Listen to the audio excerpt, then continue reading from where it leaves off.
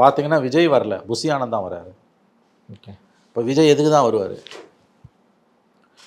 கட்சிகளோடையும் அவர் கலந்துரையாடுறதில்ல, மக்களோடையும் பேசுறதில்ல. என்னதான் செய்து கொண்டிருக்கிறார் அவர்? எப்போ அந்த ஐவரி டவர்லேருந்து கீழே இறங்கி வருவார்? என்னைக்கு அந்த பெரிய கோபுரத்துலேருந்து கீழே இறங்கி வருவார்? மக்களோட மக்களாக நின்று என்று அரசியல் செய்ய போகிறார் விஜய்?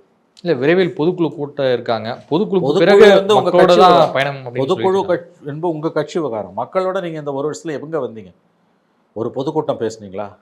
அந்த விக்கிரவாண்டியில் உங்கள் கட்சி கூட்டம், பரந்தூரில் அந்த இடத்துல கீழே கிரவுண்டில் இறங்கலை. மக்களோட மக்களாக இது வரைக்கும் விஜய் எங்கே வந்திருக்கார்? மக்கள் பிரச்சனைக்காக எங்கே போராடுறாரு? 1000 பிரச்சனை இருக்குது, ஆர்ப்பாட்டத்துக்காக வந்திருக்காரா? என்ன அரசியல் செய்கிறார் விஜய்? இது வேலைக்கு ஆகாது. கட்சிங்கள்லாம் வந்து சேரட்டும், அது ஒரு பக்கம் இருக்கட்டும். ஏன்னா இவங்கெல்லாம் இங்கேயும் போவாங்க அங்கேயும் போவாங்க. 900 கட்சி இருக்குது முஸ்லீம் லீக்லேயே. தலித்து கட்சி அது ஒரு 1000 கட்சி இருக்கும். எல்லாம் லெட்டர்பேடு பார்ட்டி 90%. இங்கே அங்கேன்னு மாறி மாறி தான் இருப்பாங்க. நல்லது, வந்து சேரட்டும், தப்பு இல்லை. ஆனால் அதன் பிறகு நீங்கள் என்ன செய்ய போகிறீங்கன்றது தான் முக்கியம். இப்போ கொள்கை என்ன, கோட்பாடு என்ன, மக்கள் நலன் சார்ந்த பிரச்சனைக்காக எங்கே இறங்கி போராடினீங்க?